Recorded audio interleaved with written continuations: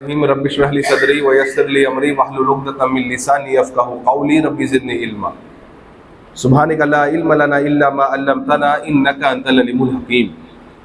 तमाम किस्म की तारीफ़ात खालिक़ कायनात मालिक अर्द व समा अल्लाह वहदहू ला शरीक के लिए लायक और ज़ेबा है, और बेहिसाब लातादाद दुरूद व सलाम व सस्ती अक़दस व मुक़द्दस पर कि जिनका नाम नामी इसमें गिरामी मोहम्मद अकरम सल्लल्लाहु अलैहि वसल्लम है। वो ज़ात मुक़द्दसा मुबारक मुतहरा कि अल्लाह सुब्हान व तआला ने जिन्हें रहमतुल लिल आलमीन बना करके इस दुनिया में भेजा और जिनके ज़रिए अल्लाह ताला ने पूरी कायनात की हिदायत और रहनुमाई का बंदोबस्त फरमाया। अल्लाहुम्मा सल्लि अला मुहम्मद व अला आलि मुहम्मद कमा सल्लैता अला इब्राहीम व अला आलि इब्राहीम इन्नका हमीदुल मजीद। अल्लाहुम्मा बारिक अला मुहम्मद व अला आलि मुहम्मद कमा बारकता अला इब्राहीम व अला आलि इब्राहीम इन्नका हमीदुल मजीद। मेरे दीनी भाइयों और पर्दानशीं माँ बहनों, अल्लाह सुब्हानहू व तआला का बहुत बड़ा एहसान है, करम है कि अल्लाह ताला ने हमें इस भागती और तेज़ रफ्तार वाली दुनिया में हमको और आपको ये मौका दिया है, तौफीक दी है कि अल्लाह ताला की चंद बातें हम और आप सुने समझें।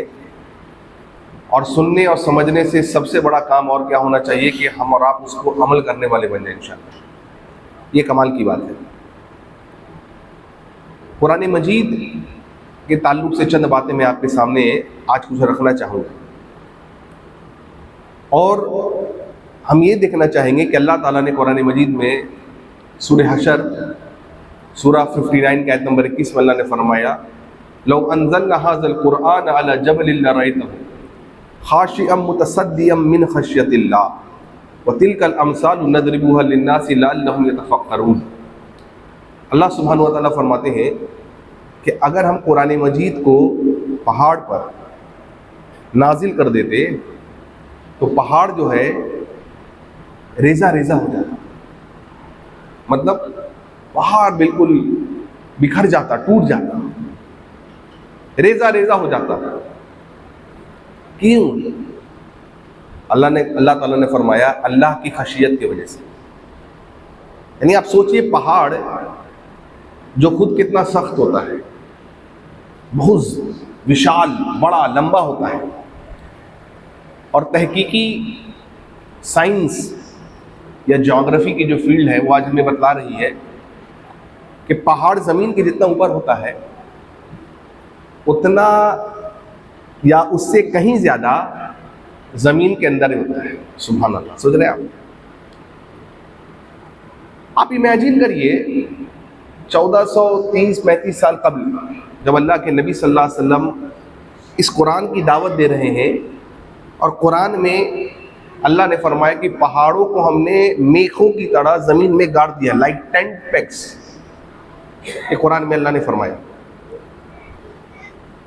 आप समझ सकते हैं इस आयत को, यानी उस ज़माने में नबी करीम सल्लल्लाहु अलैहि वसल्लम कितनी सुपीरियर टेक्नोलॉजी की बात कर रहे हैं, जो आज जा कर के जब साइंस तरक्की कर गई तो आज के जो माहिरीन हैं वो कह रहे हैं कि इस आयत से मुराद अल्लाह ताला कहता है कि हमने मेखों की तरह पहाड़ को ज़मीन में गाड़ दिया। मतलब क्या? आप कहीं पर देखते हैं कि टेंट लगा, कोई आदमी मुसाफिर है, किसी सेहरा में रुक गया और वो टेंट लगा करके आराम करने जा रहा है, तो वो क्या करता है, कील को, जो बड़े बड़े कील होते हैं, उसको ज़मीन में ठोकता है चारों तरफ, और फिर उसको रस्सी से बांध करके टेंट बना देता है रात गुजारने के लिए। तो अब गौर करिएगा, वो जो कील होता है मोटा, वो ज़मीन के अंदर ज़्यादा होता है और ज़मीन के ऊपर थोड़ा होता है। जी, वही बात अल्लाह ने कहा है पहाड़ों के ताल्लुक से। तो ज़मीन के ऊपर जितना पहाड़ है उससे कहीं ज़्यादा अंदर ज़मीन के अंदर होता है। ऐसा अब इससे अंदाज़ा लगाइए कि पहाड़ कितना सख्त है। और कई बातें अल्लाह सुब्हानहू व तआला ने पहाड़ के ताल्लुक से कुरान में बतलाई है। जैसे पहाड़ भी अल्लाह के नबी दाऊद अलैहिस्सलाम के साथ तस्बीह करता था, तस्बीह पढ़ता था। हदीस में आता है कि अल्लाह के नबी सल्लल्लाहु अलैहि वसल्लम जब उहुद पहाड़ पर चढ़े, जो मक्का में है, कितना है, 8 किलोमीटर लंबा और 2.5 किलोमीटर चौड़ाई उसकी। अल्लाहु अकबर। जब आप चढ़े, अबू बकर सिद्दीक और हज़रत उमर साथ थे और हज़रत उस्मान भी थे रज़ियल्लाहु अन्हु। तो अल्लाह उहद पहाड़ हिलने लगा, शेक करने लगा। तो नबी करीम सल्लल्लाहु अलैहि वसल्लम ने फरमाया, उहद पहाड़ रुक जा, तुझ पर एक नबी है, एक सिद्दीक है, दो शोहदा है। पहाड़ रुक गया। अल्लाह के नबी सल्लल्लाहु अलैहि वसल्लम उहद पहाड़ को देखते हो क्या कहते? मैं उहद पहाड़ से मोहब्बत करता हूँ और उहद पहाड़ भी मुझसे मोहब्बत करता है। देख रहे हैं आप, कई बातें अल्लाह ने फरमाई हैं। लेकिन हमको आज ये जानना है कि आखिर अल्लाह ताला ने ये क्यों कहा है कि पहाड़ जो है ये रेजा रेजा हो जाता है? क्या वजूहात है इनकी? यानी इस कुरान का वजन इतना ज्यादा है, वजन से मुराद ये वजन नहीं कि इसको आप पहाड़ पे रख देंगे आप सोचेंगे रेजा रेजा तो कुछ भी नहीं हुआ, ये तो डेस्क पे रखा कुछ नहीं हुआ, नहीं, वो मुराद नहीं। मुराद है कि इस कुरान मजीद के अंदर जो माने हैं, जो अल्फाज हैं अल्लाह के, जो कलिमात हैं, जो आयात हैं, साथी जो निशानियां हैं इस कुरान के अंदर, ये इतने वजनी हैं कि अगर अल्लाह ताला कहता है, लोगों को मिसाल लाने दिया कि देखो अगर हम पहाड़ पे नाजिल करते हैं ये रेजा रेजा हो जाता है। सुभान अल्लाह। आप सोचिए, इसकी गहराई में जाइए। सवाल यह है कि इसकी गहराई में उतर कौन सकेगा? इस किताब से लज्जत कौन हासिल कर सकेगा? वाकई इस किताब से फायदा कौन उठा सकेगा? वाकई इस किताब के साथ एक पाकीज़ा और मुकद्दस सफर कौन कर सकेगा? वाकई इस किताब की जो चाशनी है कौन हासिल कर सकेगा? इस किताब से शिफा कौन हासिल कर सकेगा? वही कर सकता है साथियों, सबसे पहला जिस पर अल्लाह का रहम करम हो, जिसको अल्लाह ने चुना हो, क्योंकि अल्लाह सुब्हानहू व तआला सबको इस किताब का सही फहम नहीं अता करता है साथियों। चुनिंदा लोग होते हैं, मर्द हो या औरत में से, जिसको अल्लाह पसंद करता है और अपने किताब से इस्तेफादा करने का, सही इस्तेफादा करने का अल्लाह ताला उसको शौक अता करता है, मुताला करने का उसको शौक अता करता है। गोया जो आदमी कुरान मजीद के साए में अपनी जिंदगी को गुजारेगा साथियों, अल्लाह ताला उसको ये बसीरत देगा कि इस किताब के जरिए से वो फायदा उठाएगा। उसके सीने को अल्लाह कुशादा कर देगा, उसके सीने को अल्लाह खोल देगा। जब वो कुरान पढ़ेगा तो अजायब उसके सामने साथियों आएंगे कि ये चीज भी कुरान फरमाता है। लेकिन हम और आप जब कुरान पढ़ते हैं तो वो लज्जत, वो चाशनी क्यों नहीं पा रहे? क्यों? हम कुरान के साए में अपनी जिंदगी को नहीं बिताते हैं साथियों। पढ़ा पढ़ा कभी नहीं पढ़ा, रमजान पढ़ लिया। अगर ऐसा आप कुरान के साथ व्यवहार करेंगे तो फिर आप कुरान की लज्जत को कभी हासिल नहीं कर सकेंगे। इसलिए देखिए, इमाम शाफी रहमहुल्लाह इशा की नमाज पढ़ के आते घर में, कुरान मजीद खोल के बैठ जाते हैं, कहते पढ़ता जाता यहाँ तक कि फजर की अजान हो जाती बाज़ औक़ात। यानी कितनी लज्जत मिल रही होगी। तो आप सोचेंगे ऐसा कैसे? कोई आदमी रात से फजर कर दे कुरान पढ़ते पढ़ते? पॉसिबल है, आज की टेक्नोलॉजी पॉसिबिलिटी है। हम में के अक्सर लोग आज जब मोबाइल की दुनिया में बिजी होते हैं, खाना खा करके अपने बेड पे लेटते हैं और 10 बजे, 10:30, 11 जो भी, मोबाइल को स्क्रॉल करना शुरू करते हैं। आप देखिएगा 2-3 बज जाते हैं लोग, और फिर घड़ी पर नजर पड़ती है 2 बज गए, सुबह के 3 बज गए, यानी तहज्जुद का वक्त होने आ रहा है। बाज लोग रात भर मोबाइल लेके जाते हैं। क्यों? लज्जत। हमको और आपको मोबाइल में लज्जत मिलती है, उनको कुरान में लज्जत मिलती थी। तो हमको आपको चेक करना है कि कुरान में वो लज्जत क्यों नहीं मिल रही। इसलिए कुरान में अगर लज्जत पाना है साथियों, तो कुरान को डेली पढ़ना पड़ेगा। आप बहुत बिजी हैं, आज के दौर में आप किसी से पूछेंगे, बोलेगा बहुत बिजी हूं मैं, उसके बावजूद भी 5 घंटे मोबाइल देखता है। ये आज की तहकीक बतला रही है कि हर आदमी कम और बेश ऑन एन एवरेज 7 घंटे मोबाइल देखता है। कोई कम, कोई 7 से ज़्यादा भी हो सकता है। वो अपने मोबाइल की सेटिंग्स में भी आप जाकर के देख सकते हैं। तो इस बिजी शेड्यूल में सबसे पहला काम जो करना है आपको, मुझको, सबको, मर्द औरत सबको, नंबर 1 प्रायोरिटी जिस चीज को देनी है वो कुरान मजीद को पढ़ना है। साथ एक सफ़ा भी आज मैं नहीं बोलता हूँ, एक लाइन, लेकिन पढ़ना है माने के साथ। अगर आप बहुत बिजी हैं तो नहीं तो कम से कम एक सफ़ा ज़रूर पढ़िए, कम से कम। तब अल्लाह ताला आपको वो शौक़ और ज़ौक़ देगा, इस किताब से आप फ़ायदा उठा सकें। अब आप देखिए, आप कभी बहुत टेंशन में हैं, बहुत परेशानी है आपको, बहुत तकलीफ़ में आप हैं, आपका कोई दोस्त आया और उसने आकर के आपको कुछ तसल्ली भरे अल्फाज कहे, आपको समझाया सब ठीक हो जाएगा। उसके अल्फाज आपके ज़ख्म पर मरहम की तरह साबित होते नहीं, ऐसा हुआ होगा आपके साथ कहीं, आपको लगता है हाँ दिल हल्का हो गया। आप सोचिए, एक इंसान के अल्फाज एक इंसान के ज़ख्मों को भर देता है, तो फिर अल्लाह के अल्फाज कितने वज़नी होंगे? कभी गौर किया? एक मामूली इंसान हम आप जैसा, वो कभी अपने अल्फाज पे तसल्ली दे, इंसान को लगता है कि अल्हम्दुलिल्लाह ये मुसीबत से हम पार कर जाएंगे। फिर ये अल्लाह का अल्फाज है, ये अल्लाह का कलाम है साथी। ज़रा इमेजिन करिए कि किस दर्जे के मरहम का ये काम करेगा। इसको पढ़िए। इमाम इब्न क़य्यिम फरमाते रहिमहुल्लाह कि एक मरतबा में मक्का में था, बीमार हो गया, डॉक्टर बीमारी का पता नहीं कर पा रहे,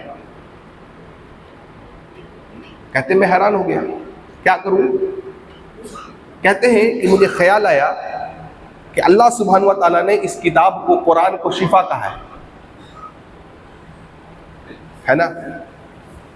कुरान मजीद को अल्लाह ने शिफा कहा है। और इमाम कुर्तुबी रहिमहुल्लाह ने सूरतुल फातिहा के 12 नाम गिनाए हैं, अल फातिहा, अल किताब, इस तरीके से 12 नाम गिनाए। उन 12 नामों में एक नाम है अशिफा, सूरतुल फातिहा का। इमाम इब्न क़य्यिम कहते हैं कि मैं सुबह शाम मुस्तकिल दिन भर सूरतुल फातिहा पढ़ता था। क्यों? क्योंकि अल्लाह ने फरमाया है, नबी ने फरमाया है, या मुझे ये बात पता है कि सूरह फातिहा में शिफा है, लिहाजा मैं पढ़ पढ़ के उसको अपने ऊपर दम करता था, और अल्हम्दुलिल्लाह कुछ ही दिन में मेरी तकलीफ जो है वो ख़त्म हो गई, मेरी बीमारी ख़त्म हो गई। लेकिन हम और आप जब पढ़ते हैं सूरह फातिहा बीमारी में, तो तकलीफ जाती है कि नहीं जाती? या कभी हमारा ख्याल ज़हन इस तरफ आता भी है कि भाई हम सूरह फातिहा पढ़ लें, पढ़ के दम करें? नहीं आता। क्यों? यकीन नहीं है, यकीन नहीं है कि ये सूरत जो है ये शिफा है, क्योंकि पढ़ते ही नहीं है आप। कुरान हम पढ़ते ही नहीं है, कुरान से हमारा लगाव ही नहीं है। आज के नौजवानों को देखिए, यंगस्टर्स को देखिए, बूढ़ों को देखिए, जवान को देखिए, औरतों को देखिए, वक्त मिला मोबाइल, ये आज बीमारी हो गई है। वक्त मिला मोबाइल, तो कुरान से तो लगाव ही नहीं है, तो आपको कैसे पता चलेगा ये बात?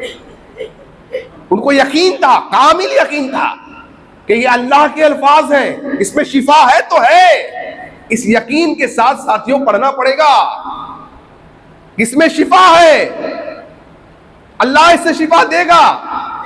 पढ़िए इस तरीके से। कहते मैं ठीक हो गया अल्हम्दुलिल्लाह। शेख तौसीफुर रहमान राशिदी हफिज़हुल्लाह पड़ोसी मुल्क आली में, सऊदी अरब में जालियात में रहते हैं, वो अपना वाक़या बयान करते हैं। कहते हैं कि मेरे बच्चों का एक्सीडेंट हो गया।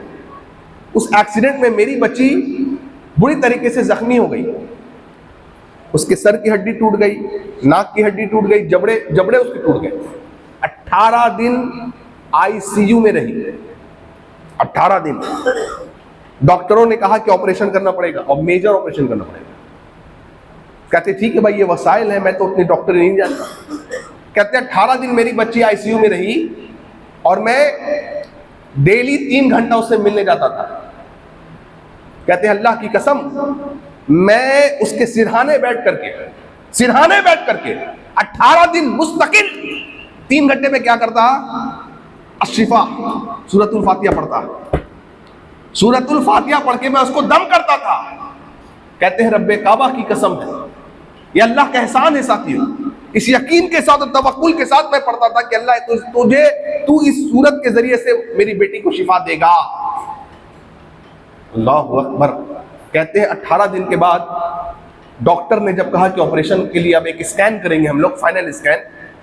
कहते जब फाइनल स्कैन किया तो हैरान हो गए क्या कि अब ऑपरेशन की जरूरत नहीं है। सुभान अल्लाह। देख रहे हैं आप, देख रहे हैं, ऑपरेशन की जरूरत नहीं है। और कहते हैं कि 24वें दिन हम लोग अल्हम्दुलिल्लाह हॉस्पिटल से डिस्चार्ज भी हो गए। सूरतुल फातिहा साथ है। क्यों? अल्लाह का ये कलाम है, बहुत वजनी है, इतना वजनी है कि पहाड़ रेजा रेजा हो जाता, पहाड़ इसके वजन को संभाल नहीं पाता। इतनी गहराई है साथियों इन अल्फाज में, अगर कोई उतर जाए तो। मैं आपको बताऊं, सूरतुल फातिहा शुरू करेंगे, आप क्या पढ़ेंगे? पहली आयत अलहम्द से हम लोग शुरू करते हैं। बिस्मिल्लाह है या नहीं है वो इख्तलाफी मसला है, या उलमा से आप पूछ सकते हैं, हम उस पर नहीं जा रहे हैं। अल्हम्दुलिल्लाह रब्बिल आलमीन। तमाम तर तारीफें किसके लिए हैं? अल्लाह के लिए है, रब के लिए। जो कौन है? बोलिए। जो आलमीन का रब है। किसका रब है? आलमीन का।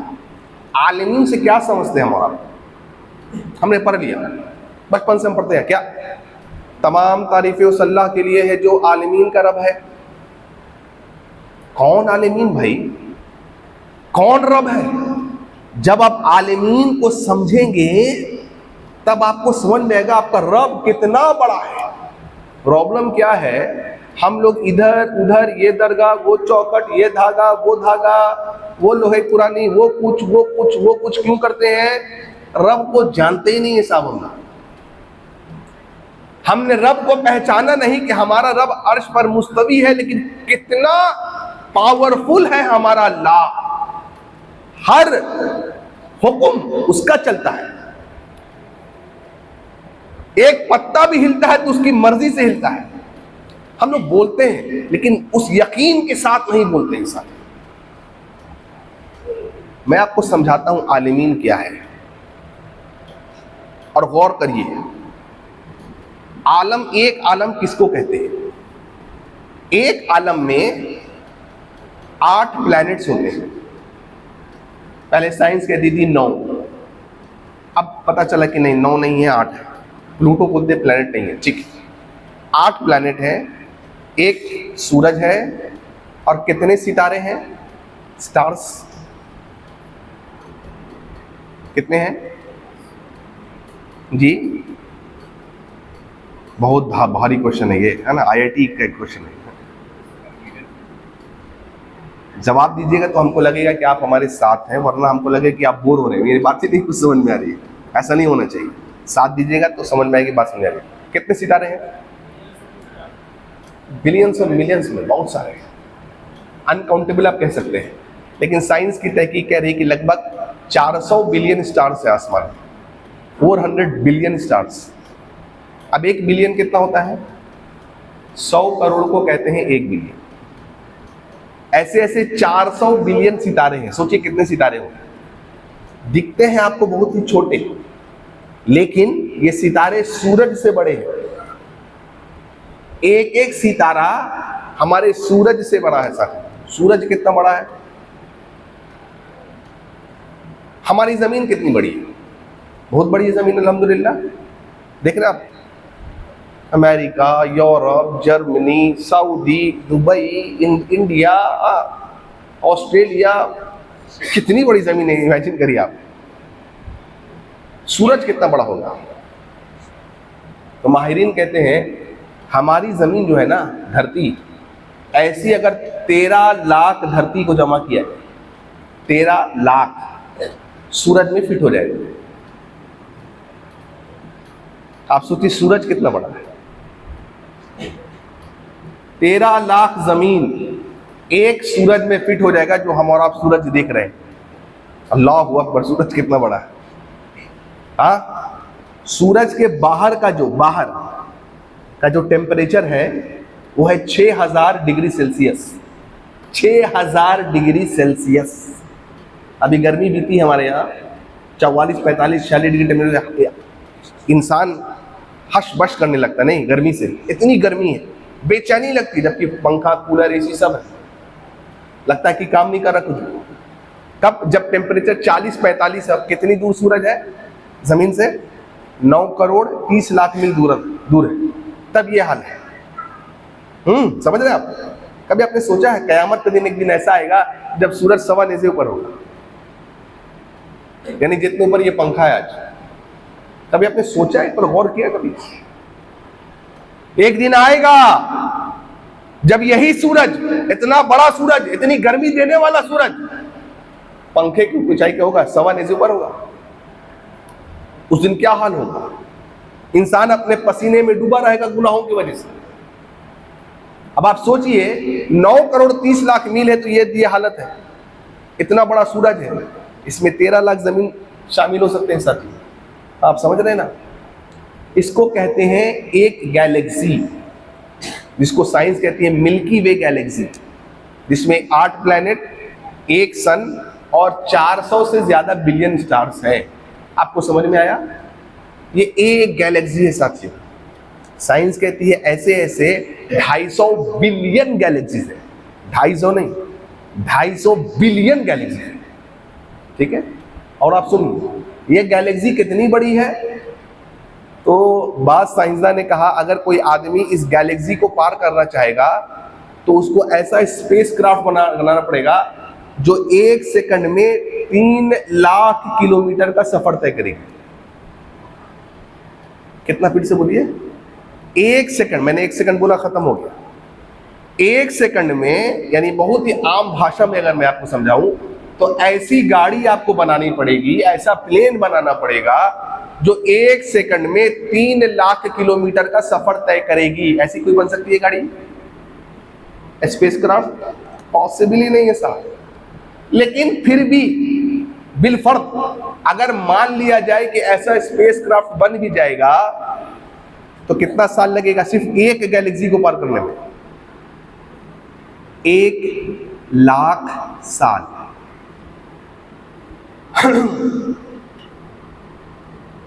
1 लाख साल लगेगा। इतना साल कोई जिंदा रहता है क्या? नो बड़ी, कोई जिंदा नहीं। 1 लाख साल लगेगा एक गैलेक्सी को पार करने के लिए, और ऐसी ऐसी 250 बिलियन से ज्यादा गैलेक्सीज हैं। उसके कई ऊपर जाके अल्लाह की कुर्सी है, जो आयतल कुर्सी में लोग पढ़ते हैं। अल्लाह की कुर्सी है जिस पर अल्लाह का पैर है। अल्लाह कहां है? उस कुर्सी के ऊपर, अर्श पर। सुम्मस्तवा अलल अर्श, अल्लाह अर्श पर मुस्तवी है। आपको पता है इस सूरज के आगे एक स्टार है, वो सूरज से 30 लाख गुना बड़ा है। अगर वहां कोई चला जाए और जा करके इस सूरज को देखे जो हमारे दिखता है, वो सूरज उसको छोटा सा दिखेगा बिल्कुल। तो सूरज अगर छोटा दिखेगा तो जमीन कहां दिखेगी? जमीन तो दिखेगी नहीं।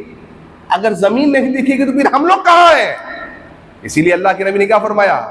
इस धरती की कीमत अल्लाह के नजर में इतनी भी नहीं है जितने एक मच्छर के पर के बराबर भी नहीं है। अगर इस धरती की कदर और कीमत अल्लाह के नजर में एक मच्छर के पर, मच्छर कितना महंगा मिलता है, और उसका पर, एक पर,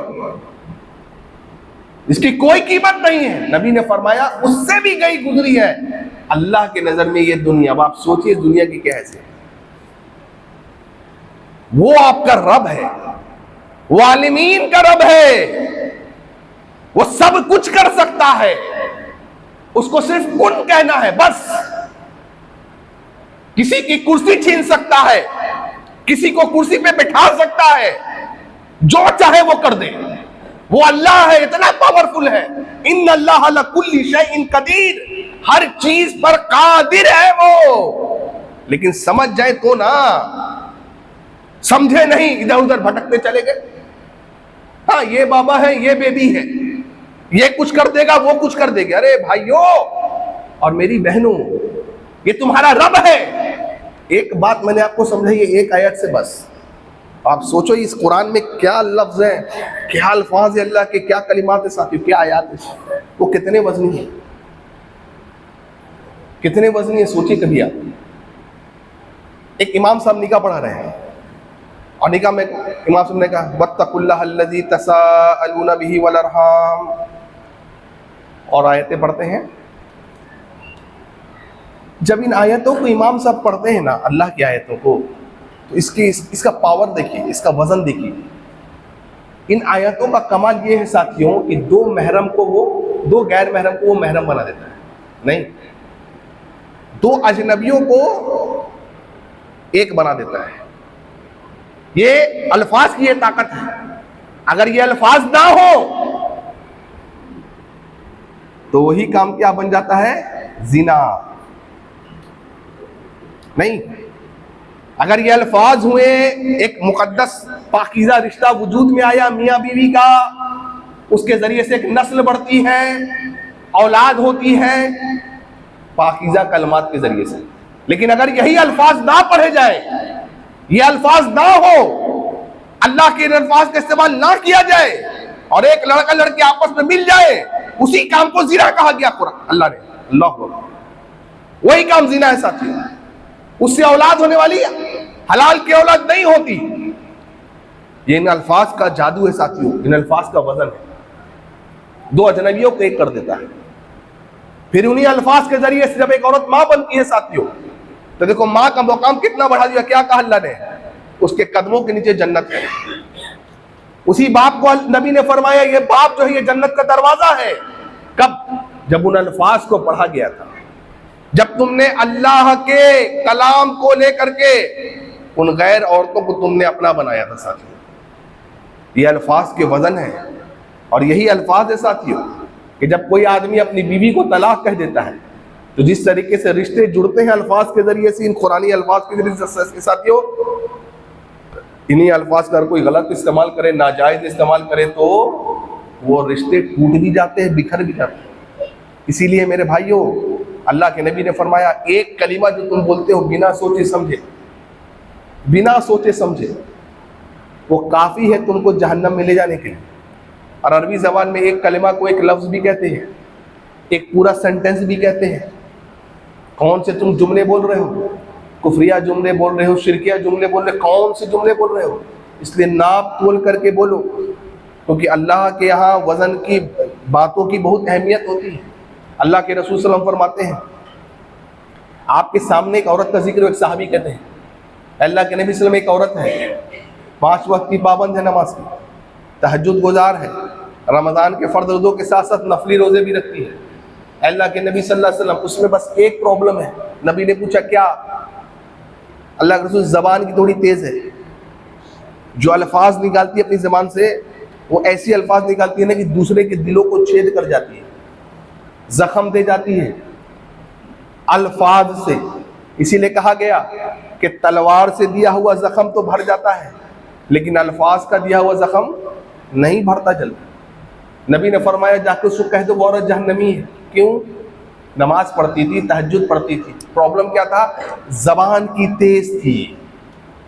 वहीं पर एक साहबी ने जिक्र किया, नबी एक ऐसी औरत भी है जो फर्द नमाजें पढ़ती है, रमज़ान के फर्द रोजे रखती है, लेकिन नफली रोजे नहीं रखती, क़यामुल लैल नहीं करती, लेकिन अल्लाह के नबी ज़बान की अच्छी है। आपने कहा जाके कह दो वो औरत क्या है? जन्नती। देख रहे हैं आप? इसलिए क्या बोलते हैं आप, कब बोलते हैं, किसको बोलते हैं, कैसे बोलते हैं, जरा नाप तोल करके बोलिए। वालिद साहब से कैसे बात करते हैं आप? कुरान ने कहा नहीं भाई, माँ बाप को उस तक नहीं कहना। आज का नौजवान नस्ल क्या कर रहा है? सीना तान तान के बात कर रहा है, उंगली दिखा के बात कर रहा है, आंख दिखा के बात कर रहा है। नहीं, आप बोलेंगे मेरे सामने नहीं, कुरान कह रहा है उस तक नहीं कहना। वक़्फ़िज़ लहुमा जनाह ज़ुल्लि मिनर रहमा वक़ुल रब्बिरहमहुमा कमा रब्बयानी सगीरा। देखो जब वो बूढ़े हो जाए तब उनके पास और बातचीत करने के लिए तो बाजुओं को पस्त करके, जबान आवाज पस्त हो। किससे बात कर रहे हो? बच्चों को ये हुक्म मिला, लेकिन हम कैसे बात कर रहे हैं आज? सोचो जरा, गौर करो अल्फाज पर अपने। उसी पर बाप को भी तलकीन की गई कि हकीम लुकमान की बातें इतनी वजनी थी अल्लाह की नज़र में साथियों कि अल्लाह ने उनको कुरान बना दिया, कुरान में जिक्र कर दिया। क्या कहा? या बुनैया, मेरे प्यारे बेटे। बाप को नसीहत कुरान ने दी कि बाप जब बेटे से बात करेगा तो कैसे करेगा? ते तड़ा तुम करके बात नहीं करेगा, उसको मारेगा नहीं, उसको गाली नहीं देगा, उसको डराएगा नहीं, धमकाएगा नहीं। क्या कहेगा? या बुनैया, ऐ मेरे प्यारे बेटे, ला तुशरिक बिल्लाह, बेटे अल्लाह के साथ शिरक नहीं करना, इन्ना शिरक ला जुल्मुन अज़ीम, बेटे ये बहुत बड़ा ये जुल्म है। बाप को भी सबक मिला। फिर देखिए कितनी प्यारी नसीहतें, कितने प्यारे बोल हैं साथियों। यही बोल है ना अल्लाह अल्लाहु अकबर। आप जानते हैं इस्लाम से कबल सहाबा की गर्दनों को कोई झुका नहीं सका, बड़ी से बड़ी तलवार नो। लेकिन इस्लाम आया, यह कुरान आया साथियों, और इस कुरान की तासीर ये थी, इस कलाम का जादू ये था कि जिन सहाबा की गर्दनों को बड़ी बड़ी तलवार नहीं झुका सकी, इस कुरान के जरिए से उन्होंने कुरान मजीद को सुना, इसके अल्फाज को सुना साथियों, तो गर्दन ही नहीं सिर्फ झुकाया बल्कि गर्दनों को कटा भी दिया। ये अल्फाज के जादू होते हैं साथियों, इसलिए नाप तोल करके बोलिए। समझाया जा रहा है कुरान में कि देखो लुकमान कह रहे बेटे को, क्या कह रहे? बेटा देखो, पूरे दुनिया के लिए कितनी प्यारी नसीहत दे रहे हैं।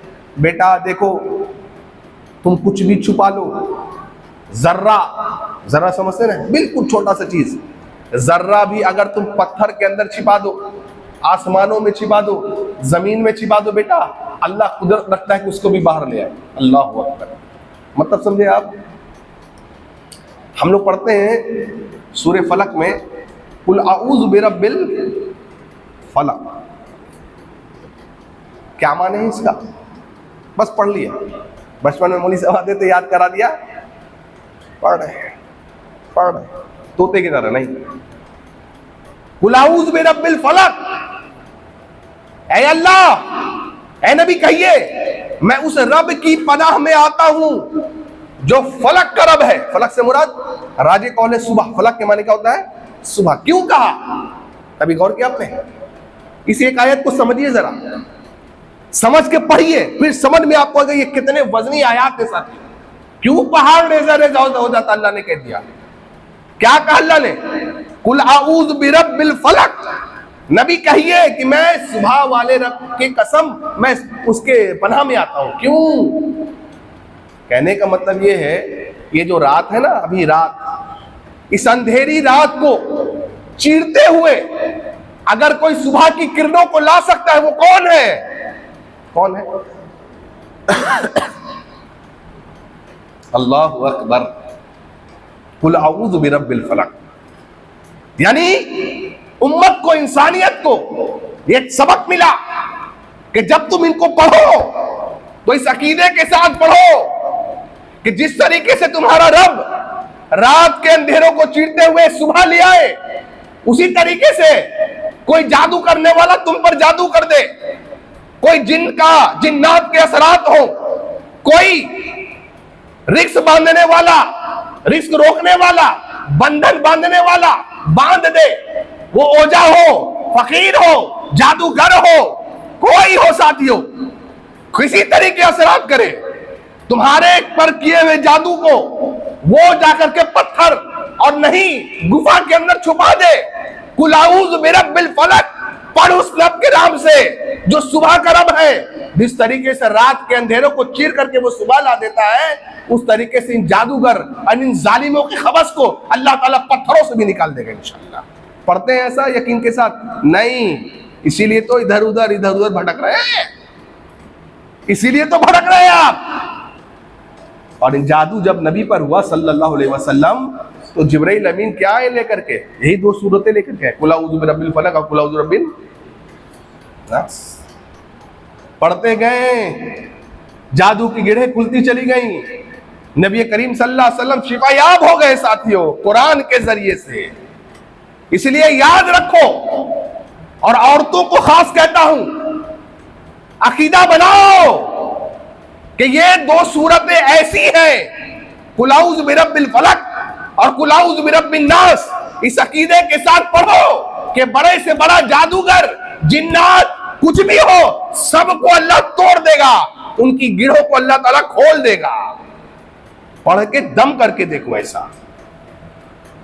लेकिन हम उस अकीदा रखते ही नहीं। प्रॉब्लम ये है साथ, क्योंकि हमने कुरान को कभी उस नौइयत से, उस नज़र से पढ़ा ही नहीं है।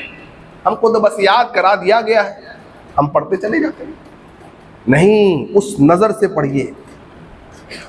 इन सूरतों को वैसे ये पढ़ के कि अल्लाह इसमें तूने शिफा रखा है, ये अल्फाज मामूली नहीं, अल्लाह के अल्फाज है सर, गैर मामूली अल्फाज नहीं है, गैर मामूली असरात रखते हैं। सूरह नजम पढ़ा आपने? सूरह नजम सूरह नंबर कितना है? 53, 53। उसकी आखिरी आयत है, मैं बाद में बताऊंगा। नंदे हुआ क्या, नबी सल्लल्लाहु अलैहि वसल्लम तिलावत करे सूरह नजम, मुशरिकीन मक्का मौजूद है, सहाबा मौजूद है। नबी सल्लल्लाहु अलैहि वसल्लम आखिरी आयत पे पहुंचे सूरह नजम की, तो आखिरी आयत जैसी आपने तिलावत की, आप सजदा में चले गए, सहाबा सजदा में गए, और सारे के सारे मुशरिकीन मक्का भी सजदा में चले गए। सवाल है क्यों हुई? नबी गए, समझ में आया, सहाबा भी गए, सजदे में समझ में आया, ये मुशरिकीन मक्का सजदे में क्यों चले गए? फिर नबी सल्लल्लाहु अलैहि वसल्लम ने पूछा, अब उन्होंने हिले बाने, नहीं इसमें लात मनात उज़्ज़ा का जिक्र है इसलिए हम चले गए। वो झूठ था। लेकिन जानते हैं सजदे में वो क्यों गए थे? क्योंकि इस कुरान के जो अल्फाज थे उसका ऐसा उन पर असर हुआ कि वो अपने दिल को रोक नहीं पाए। साथ अल्लाह हुआ, वो बेसाख्ता सजदे में गिर पड़े, रोक नहीं पाए अपने आप। मैं आपको बात बताऊं, ये आखिरी आयत सजदा वाली आयत है। तरावी पढ़ते हैं ना हम लोग, इमाम साहब बोलते हैं पहली रकत में सजदा है, मतलब दूसरी रकत में सजदा है, मतलब सजदे वाली आयत है, सजदा करना है। उनको नहीं पता था। नबी ने कहा था, ऐ मुशरिकीन मक्का, सजदे वाली आयत आने वाली, आखिरी आयत, तुम सजदा करना। नहीं कहा आपने, फिर भी वो सजदे में चले गए। क्यों? तासीर इसकी ऐसी है, इसका वजन इतना ज्यादा है ना साथियों जी। कुरान मजीद में एक जर्मन डॉक्टर है, वो उसने इस्लाम कैसे कबूल किया वो अपनी आप बीती बयान कर रहा है। वो कहता है कि मैं एयरपोर्ट पे कहीं सफ़र करने जा रहा था, तो एक मुस्लिम नौजवान आया मेरे पास, उसने मुझे एक कुरान मजीद गिफ्ट किया कि sir it is for you, please read, sir इसकी आपके लिए, पढ़िएगा ज़रूर। ईसाई था, ना किया, ठीक है, मैं गिफ्ट दिया। लेकिन वो क्या कह रहा है पता है?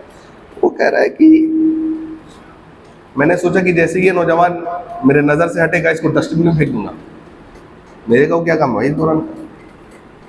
लेकिन वो कहता है वो सामने था, तो लिहाजन मैंने इसको डस्टबिन नहीं फेंका, अपने बैग में रख लिया।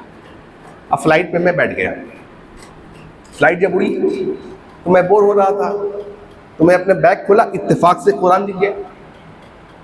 अब कुरान मैंने खोला एट रैंडम, नहीं पढ़ना तो था नहीं, ऐसी बस कुछ खुला, क्या है भाई, तो उसको खुल गया सूरह कहफ। ये क्या? हाँ, बोला मैंने एट रैंडम एक आयत पढ़ी। कौन सी है? आयत नंबर 17 और आयत नंबर 18। अल्लाह ने क्या कहा? वतरा शम्सा इज़ा तलाअत तज़ावरत अन कहफिहिम ज़ातल यमीन व इज़ा ग़रबत तक़रिज़ुहुम ज़ातश शिमाल व हुम फ़ी फ़जवतिन मिन्हु ज़ालिका मिन आयातिल्लाह। आखिर तक वो पढ़ा, लेकिन वो तर्जुमा पढ़ रहा था, अरबी तो उसका नहीं। क्या कहा अल्लाह ने साहित्य करीम में भाई? अल्लाह ने कहा आप देखेंगे कि सूरज जब तुलू होता है, मतलब सूरज जब राइज करता है, तो सूरज की किरणें आती हैं। तो सूरज की किरणें जब गार के पास आ रही थी, तो सुबह के वक्त, तुलू के वक्त किरणें जो वो दाएं तरफ मुड़ जाती थी। समझे बात? ऐसे आई, किरणें मुड़ गई। कौन मुड़ा? कोई साइंटिस्ट? नो, अपने आप। हुक्म किसका है? अर्श वाले का। वा इज़ा ग़रबत तक़रिज़ुहुम ज़ात शिमाल, और जब सूरज गुरूब होता था तो सूरज की किरणें ऐसे आ रही हैं, बाएं तरफ मुड़ जाती थी। अजीब बात वो क्या कहता है कि जबकि कुरान कह रहा है कि उस गुफा में कुशादा मकाम है, ऊपर से खुला हुआ था वो गालिबन, तो सूरज की किरणें तो डायरेक्ट गिरनी चाहिए थी उस खुली जगह से गार के अंदर, लेकिन गार के अंदर वो डायरेक्ट सूरज की किरणें जा नहीं रही है। क्यों? कभी मैंने आपने कभी सोचा ऐसा अभी जहन में आया है ये बात? नहीं। क्यों?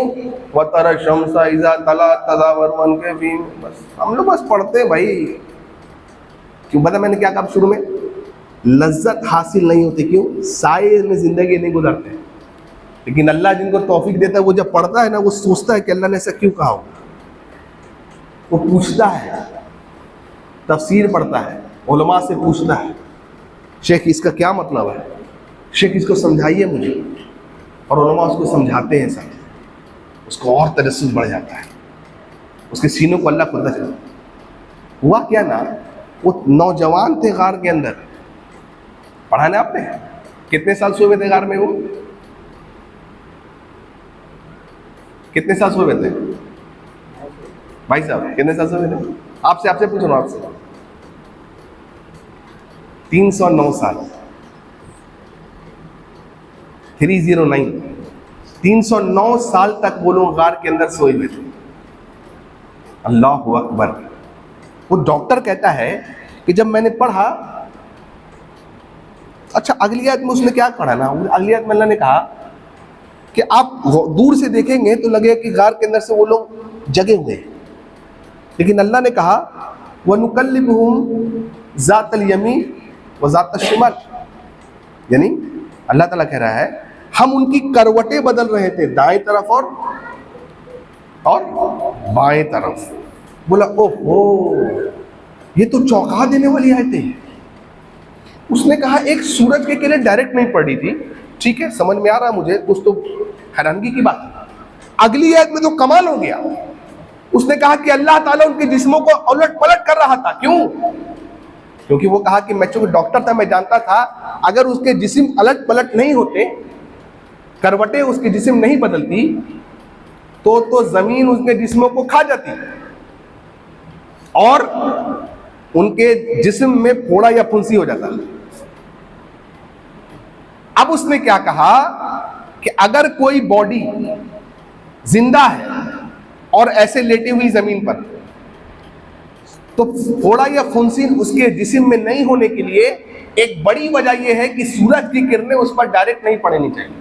यानी कमरा हवादार होना चाहिए, रोशनी वाला होना चाहिए, लेकिन सूरज की किरणें उस जिस्म पर डायरेक्ट नहीं पड़नी चाहिए। वो कह रहे मैं डॉक्टर था, मैं समझ गया, ओहो अल्लाह ताला इनको जिंदा रखना चाहता था, इनके जिस्म को सही सलामत रखना चाहता था, इनके जिस्म को सड़ने नहीं देना चाहता था, इनके जिस्म को फोड़ा फुंसी नहीं होने देना चाहता था।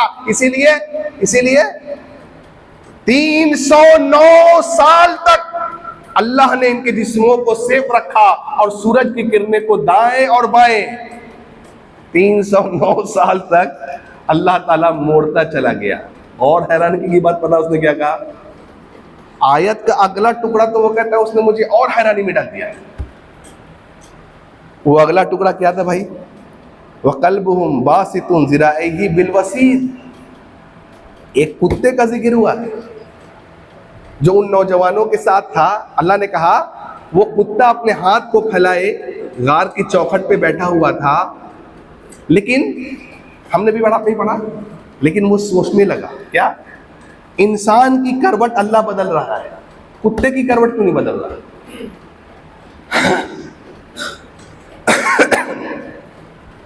हैरान की बात है, इंसान की करवटें बदल रही है उसी गार में कुत्ता भी है, लेकिन उसकी करवटें नहीं बदल रहा अल्लाह ताला। क्यों? वाई?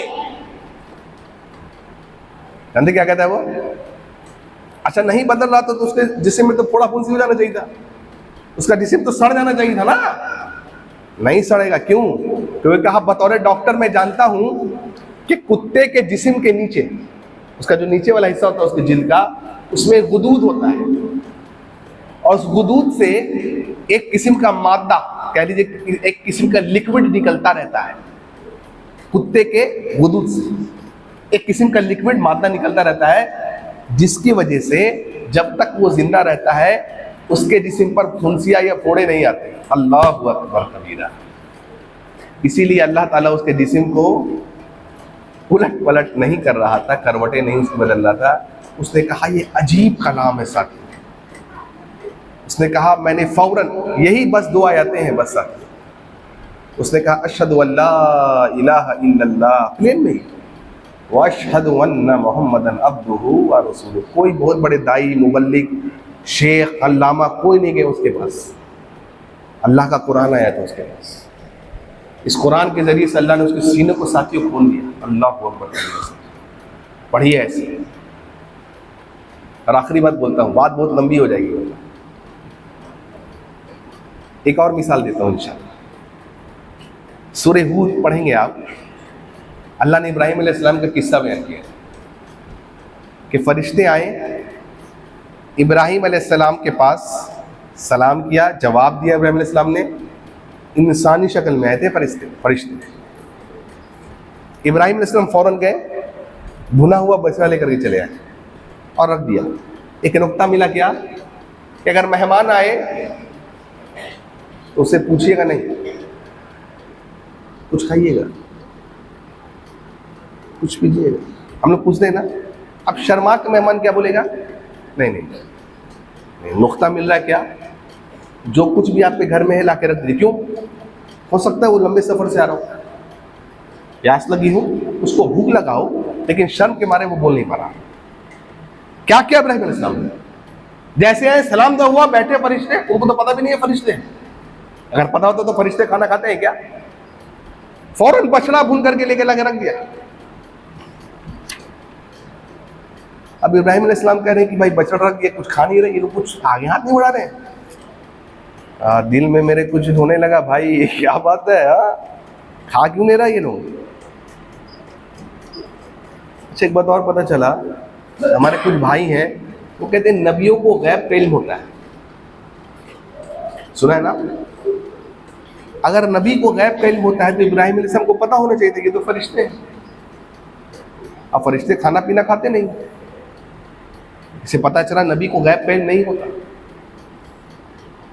फरिश्तों ने कहा देखिए घबराइए नहीं, दरअसल हम लोग कौमी लूत की तरफ जा रहे हैं, उनको अजाब देना, अजाब में मुब्तला करना उनको अल्लाह के हुक्म से।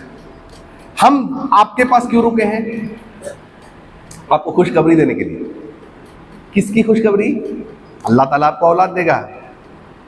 मुझे औलाद देगा अल्लाह ताला? हाँ। कौन? इसहाक अलैहिस्सलातु वस्सलाम। अल्लाह हुआ। इब्राहिम अलैहिस्सलाम की बीवी पीछे खड़ी है। अल्लाह ने कहा वमराअतुहु काइमतुन फज़ाहिकत। इब्राहिम की बीवी पीछे खड़ी है और मुस्कुरा पड़ी। क्यों मुस्कुराई? कहा ये हजरत कैसी बातें कर रहे हैं, मेरे शौहर बूढ़े, मैं बूढ़ी और मैं बांझ हूं। मैं क्या हूं? बोलिए। बांझ, मतलब मैं औरत, बच्चा जन नहीं सकती।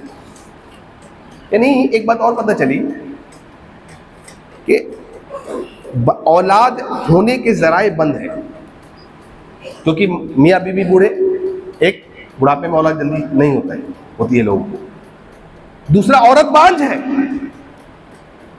यानी जो वसाइल है औलाद होने के लिए वो बंद है, लेकिन वो रब है, उसको वसाइल की जरूरत नहीं है। साथ वो बगैर मां बाप के किसको पैदा दे? किसको बना दे? बगैर मां बाप के, बगैर मां को, बगैर मां के किसको बना दे? आदम की बीवी हव्वा को बगैर बाप के किसको पैदा कर दे? ईसा को। अल्लाहु अकबर कबीरा। तो उसको वसाइल की जरूरत नहीं, इसीलिए वो हंस पड़ी। मैं बूढ़ी बांझ हूं, क्या पता चला औलाद नहीं हो रही है। दिल्ली के आगे चले जाओ, दिल्ली के आगे कुछ है? आप लोग बहुत होशियार है, हमको बोलने की जरूरत है। यार वहां जाओ, मन्नत मांगो, ये करो, तावीजा करो, नहीं कुछ नहीं। अल्लाह से मांगो, अल्लाह औलाद देने वाला है, बेटा बेटी अल्लाह देने वाला है, मिला के औलाद अल्लाह देने वाला है। कोई वसाइल की जरूरत नहीं है। देखो पता चल रहा है यहां से। लेकिन जो बात मुझे बतानी ना आपको, अल्लाह अकबर, अल्लाह ने कहा वमरातु काइमा। काइमा की कैद इस आयत में क्यों? क्यों? बीवी पीछे खड़ी थी, मुस्कुरा रही, हंस पड़ी। क्यों पीछे खड़ी थी? इसलिए कि वो मर्द हजरात थे, फरिश्ते थे, मर्द थे वो। मर्द इंसानी शक्ल में आए थे, लोगों को ये शुबा ना हो जाए कि नबी की बीवी है और मर्दों के साथ बैठ करके बातें कर रही है साथियों। अल्लाह अकबर कबीरा। समझ में आई बात? समझ में आई बात? नबी की बीवी है, सोचो बूढ़ी है, लेकिन अल्लाह ने दुनिया भर के लोगों को ये तालीम दिया कि नबी की बीवी हो, बूढ़ी हो, मर्दों के साथ नहीं बैठ सकती। तुम्हारी बीवियां, तुम्हारी बेटियां, तुम कैसे हो गए बेगैरत? बागैरत बनो। तुम्हारी बेटियां, तुम्हारी बेटियां, तुम्हारी बहनें मर्दों के साथ नहीं बैठना। इस आयत से हमें पता चला, काइमा के लफ्ज साथियों पता चला। आज फ्री मिक्सिंग हो रहा है, लड़के लड़के इधर उधर घूम रहे। हाँ, माँ बाप भी कह रहे दोस्त है। इन्ना लिल्लाहि व इन्ना इलैहि राजिऊन। नहीं साथियों, ये हमारा सेवन है, ये मुसलमानों का तरीका नहीं है। इसको बेगैरती कहते हैं साथियों। आप पढ़ो कुरान। और कई बातें हैं साथियों, इंशाअल्लाह कहीं मौका मिले तो हम लोग और इस पर गुफ्तगू करें। उम्मीद है कि जो भी बातें हमने कही सुनी, अल्लाह से दुआ करी अल्लाह ताला हमें उस पर अमल की तौफीक अता फरमाए और वाक़ियतन हमें कुरान मजीद को पढ़ने की तौफीक अता फरमाए, उसको समझने की तौफीक अता फरमाए और उससे सबक हासिल करने की तौफीक अता फरमाए। अल्लाह ताला जब तक हमें ज़िंदा रखे, अक़ीदे तौहीद पे ज़िंदा रखे, और अल्लाह ताला जब भी हमारा खात्मा अता फरमाए, अक़ीदे तौहीद पे खात्मा अता फरमाए। व आखिरु दअवाना अनिल हम्दुलिल्लाहि रब्बिल आलमीन। अस्सलामु अलैकुम व रहमतुल्लाहि व बरकातुहू।